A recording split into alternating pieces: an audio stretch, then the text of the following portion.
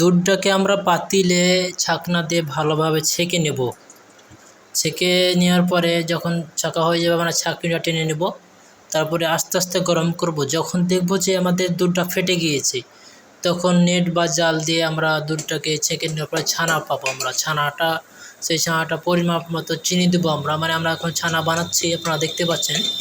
ছানাটা যতটুক ছানা অনুযায়ী আপনার ছানাতে আপনি চিনি দিবেন, যেরকম আপনি মিষ্টি করতে চান, মিষ্টি খেতে চান, সেই অনুযায়ী আপনার জিভার স্বাদ অনুযায়ী বা আপনার টেস্ট অনুযায়ী আপনি চিনি পরিমাণ মাপ মতো চিনি দিবেন। চিনি দেওয়ার পরে লাড়াচাড়া করতে থাকবেন, কিছুক্ষণ বেশ লাড়াচাড়া করবেন। লাড়াচাড়া পরে যতক্ষণ চিনিটা ছানার সাথে যতক্ষণ না খায়, একেবারে যতক্ষণ মিশে না যায়, ততক্ষণ লাড়াচাড়া করতেই থাকবেন।